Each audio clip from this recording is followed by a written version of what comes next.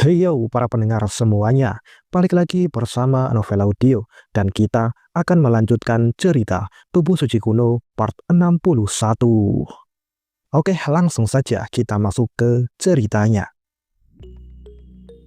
Cerita berlanjut. Melihat Xiao Zhen dikalahkan, Wu Mingyue merasa sedih dan kecewa di dalam hatinya. Saat itulah penguasa dinasti Dewa Panwu mengangkat tangannya. Cahaya hijau bersinar di tangannya. Cahaya hijau itu beresonansi dengan pedang kehidupan Pan Huang, dan pedang itu pun melayang ke atas.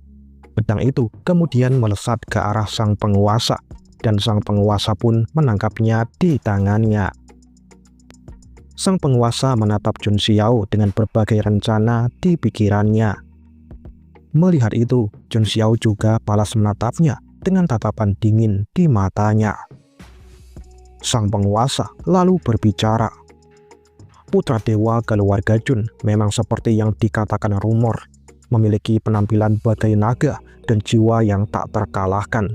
Itu memang pantas menjadi pangeran permaisuri dinasti Dewa Panwu kita, seru sang penguasa.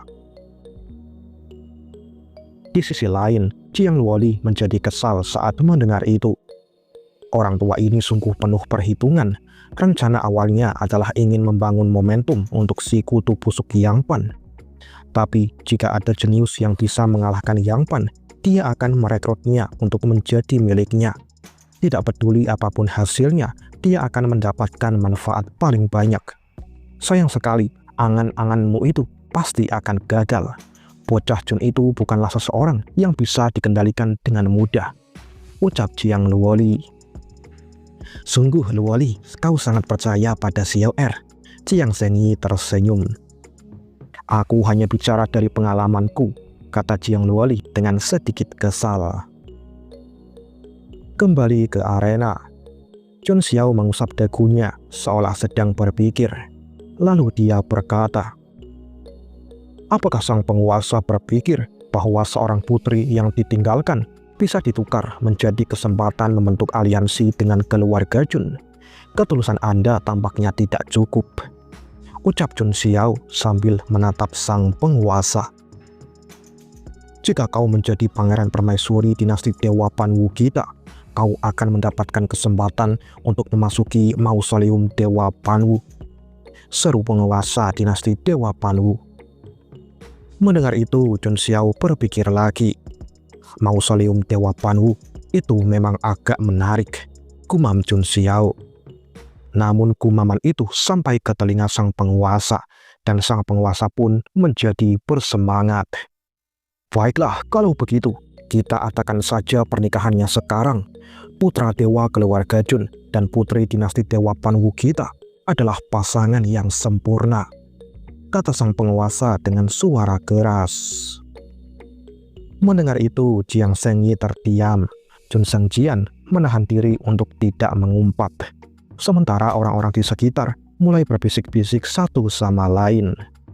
Apa pernikahan saat ini juga? Kau bodoh, bukankah itu hanya untuk memaksa putra dewa keluarga Jun mengakui identitasnya sebagai pangeran permaisuri dinasti Dewa Panwu? Orang tua itu memang penuh perhitungan, kata orang-orang di sekitar. Di sisi lain, mata Jun Xiao juga menjadi tajam.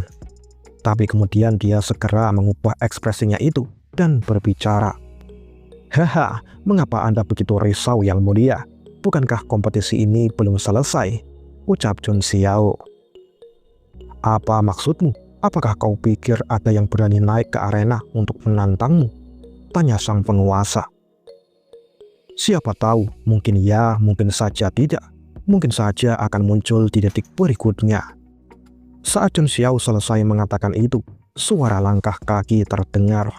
Seseorang berlari memasuki arena dengan kecepatan tinggi. Itu adalah Feng Qingling. Seluruh tubuhnya terbakar api dan dia menyerang Jun Xiao dengan cepat. Bam! Suara pukulan terdengar. Jun Xiao menangkap pukulan Feng Qingling dengan telapak tangannya. Lihat yang mulia, seseorang sudah muncul untuk menantangku, seru Jun Xiao. Penguasa dinasti Dewa Panwu terkejut dan kebingungan. Saat itulah Feng Qingling berteriak, "Putra dewa keluarga Jun, kau telah melukai asuhanku dengan tidak berperasaan. Aku di sini untuk membalaskan dendamnya. Bersiaplah," seru Feng Qingling. "Baiklah, aku siap menerima pembalasan dendammu kapan saja," kata Jun Xiao. Kemudian Feng Qingling mengeluarkan sebuah jurus, teknik rahasia paling rahasia dari gunung spiritual Segudang Phoenix. Ayam betina berkokok. Segera api berkobar, bayangan burung raksasa terlihat. "Ya, rasakan ini." Feng Qingling menyerang Jun Xiao dengan jurus rahasia paling rahasia itu. "Ya!" Jun Xiao juga bergegas menyerang Feng Qingling. Boom! Dalam satu pertemuan, Jun Xiao langsung terlempar ke udara dan mendarat di tanah dengan keras. Jun Xiao dikalahkan dengan satu gerakan oleh Feng Qingling. Seperti yang diharapkan dari jenius tersembunyi gunung spiritual Segudang Phoenix, aku mengaku kalah. Ucap Jun Xiao dengan lemah, lalu dia pun pingsan di tempat itu. Penguasa dinasti Dewa Panwu tercengang, Wang Gang juga tercengang. Kemudian Feng Qingling menghela nafas. Sungguh duel yang menakjubkan. Setelah itu dia pun menarik napas dalam-dalam dan mengangkat tangannya tinggi-tinggi, lalu berteriak, "Pangeran Permaisuri dinasti Dewa Panwu, siapa lagi kalau bukan aku?" Suara Feng Qingling itu bergema di seluruh halaman istana. Orang-orang di sekitar menjadi heboh saat melihat itu. Apa yang terjadi? Apakah putra dewa keluarga Jun dikalahkan begitu saja? Dasar bodoh, apakah kau tidak melihatnya? Putra dewa keluarga Jun pasti sama sekali tidak ingin menjadi pangeran permaisuri dinasti Dewa Panwu. Sebelumnya, Huang Xuanyi ikut campur dalam pertarungan dan menyinggung perasaannya. Demi melindungi Huang Xuanyi dari hukuman, Feng Qingling hanya bisa setuju membantu Jun Xiao untuk mengatur permainan ini. Membiarkan seorang wanita menang pada akhirnya. Dalam perjamuan ini, dinasti Dewa Panwu kehilangan muka dan martabatnya. Mari kita lihat bagaimana tanggapan sang penguasa, kata orang-orang di sekitar. Sementara itu, penguasa dinasti Dewa Panwu terdiam. Kemudian dia membuka mulutnya.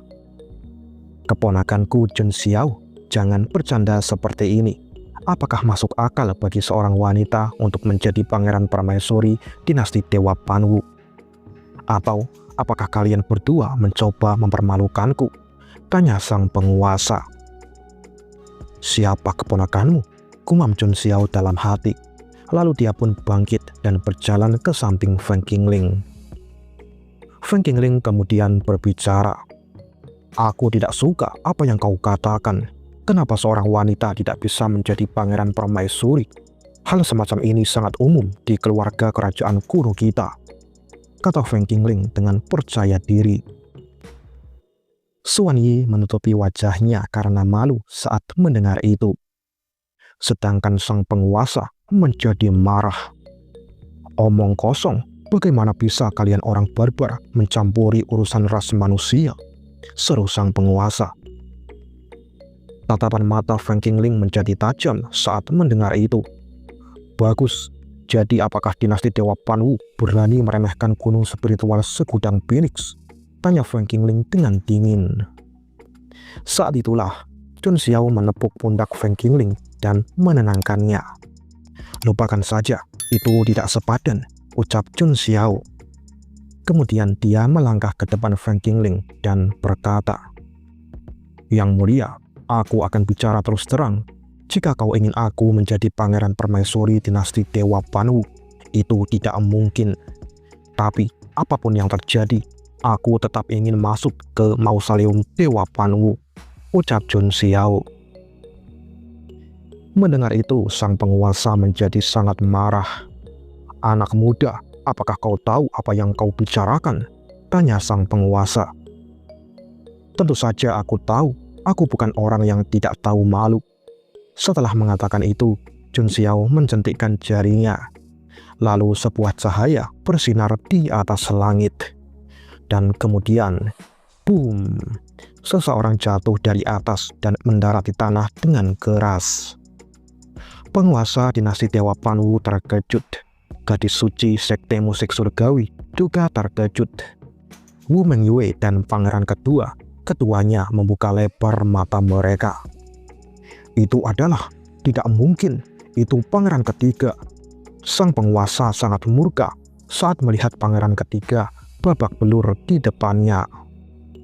Chun Xiao, beraninya kau menyerang keluarga kerajaan. Apakah kau akan menjelaskan semua ini padaku? Seru penguasa dinasti Dewa Panwu sembari mengeluarkan auranya untuk menekan Chun Xiao. Namun, Chun Xiao masih berdiri kokoh dan tidak terpengaruh dengan tekanan itu. Jangan tidak sabar yang mulia, mengapa kau tidak bertanya pada anakmu apa yang telah dia lakukan padaku? Lihatlah ini. Chun Xiao lalu mengeluarkan sebuah mutiara di tangannya. Dia kemudian melemparkan mutiara itu. Mutiara itu bersinar dan terbang tepat di depan penguasa dinasti Dewa Panwu. Cahaya bersinar terang. Kemudian, sebuah rekaman tentang interogasi Chun Xiao pada pemimpin pembunuh dari dunia bawah terlihat di depan semua orang. Orang-orang di sekitar menjadi gempar saat melihat rekaman itu. Bukankah itu pembunuh berdarah dari dunia bawah? Dinasti Dewa Panwu benar-benar membayar pembunuh untuk menangani putra dewa keluarga Jun. Menyewa pembunuh untuk menangani seorang pewaris sebuah sekte adalah hal yang sangat tabu di tempat manapun. Sungguh berani, apakah dinasti Dewa Panwu begitu tidak bermoral? Dinasti Dewa Panwu harus memberikan penjelasan. Itu benar, berikan penjelasan, bicaralah. Orang-orang di sekitar mulai berteriak dan mendesak penguasa dinasti Dewa Panwu untuk memberikan penjelasan. Di sisi lain, penguasa dinasti Dewa Panwu menjadi sangat kesal.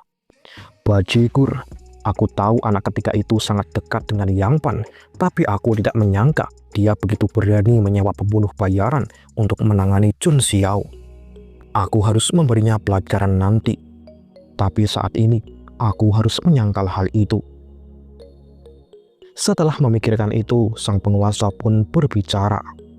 Putra dewa keluarga Jun, itu cuma pernyataan sepihak darimu. Tidak ada bukti langsung kalau pembunuh bayaran itu disewa oleh pangeran ketiga. Tepat setelah sang penguasa selesai mengatakan itu, seseorang mengangkat tangannya. Tunggu, kurasa aku punya bukti yang memberatkan. Seru orang itu, yang adalah gadis suci dari sekte musik surgawi. Setelah mendengar suara itu, pandangan orang-orang di sekitar mulai tertuju pada gadis suci. Gadis suci kemudian melanjutkan perkataannya. Setelah kompetisi Guqin, Tuan Muda Chun Xiao dan aku meninggalkan Menara Xian Qiong. Ada yang mengikuti kami saat itu. Auranya persis seperti pembunuh dunia bawah. Aku sudah meminta Tuan Muda Chun Xiao untuk berhati-hati saat jalan pulang. Dan benar saja, kejadian itu pun terjadi.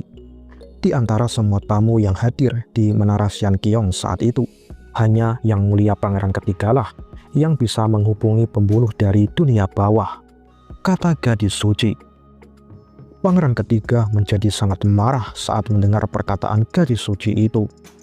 Dasar wanita tak tahu berterima kasih. Kau jelas menerima begitu banyak keuntungan dariku, dan sekarang kau malah mengkhianatiku, teriak pangeran ketiga.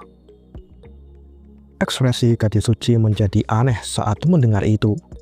Bukankah semua keuntungan itu sudah kuberikan pada Chun Xiao? Aku sama sekali tidak berani menerimanya, gumam gadis suci dalam hati. Sementara itu, penguasa dinasti Dewa Panwu mencengkram sandaran di depannya dengan erat. Bagaimana mungkin dinasti Dewa Panwuku dipaksa sejauh ini oleh seorang anak muda? Jika saja ketika pedang Panhuang itu ada di tanganku. Namun saat sang penguasa sedang berpikir itulah, tiba-tiba suara petikan senar Guqin bergema. Lalu sebuah cahaya putih bersinar dari awan. Tekanan yang sangat besar juga menyebar ke seluruh istana, terutama pada pangeran ketiga. Dengan kecepatan kilat, seberkas sinar melesat dan langsung mengenai leher pangeran ketiga. Kepala pangeran ketiga pun terlepas dari tubuhnya. Dengan sisa kesadarannya, pangeran ketiga berteriak, "Ayah Kaisar, tolong aku!" Dan kemudian penglihatan pangeran ketiga pun menjadi gelap dan dia mati sepenuhnya. "Anak ketiga!" seru sang penguasa dengan ketidakpercayaan di matanya. Kemudian dia melihat ke atas dan berteriak, "Siapa yang begitu berani membunuh putraku? Keluarlah dan tunjukkan dirimu." Penguasa dinasti Dewa Panwu mengumpulkan ki miliknya di telapak tangannya. Kemudian dia menyerang ke arah seseorang di balik awan.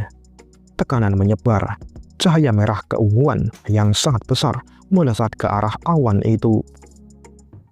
Namun pada saat itulah suara Guqin kembali terdengar.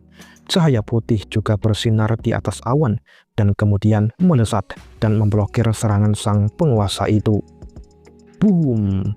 Ledakan besar pun terjadi di atas istana. Angin kencang menyebar ke seluruh istana. Fang Qingling memegangi lengan Chun Xiao dengan erat agar tidak terlempar. Chun Xiao melihat ke atas dan dia bergumam, "Suara Guqin itu sepertinya senior telah mengambil tindakan." Segera di atas langit, sesosok wanita yang diselimuti cahaya putih pun muncul di sana. Itu adalah pelindung Chun Xiao yang namanya belum diketahui. Dia seorang wanita dengan Guqin di tangannya. Wanita itu kemudian membuka mulutnya. "Aku yang membunuhnya, penguasa dinasti Dewa Panwu. Apakah kau keberatan?" seru wanita itu dengan tatapan dingin di matanya.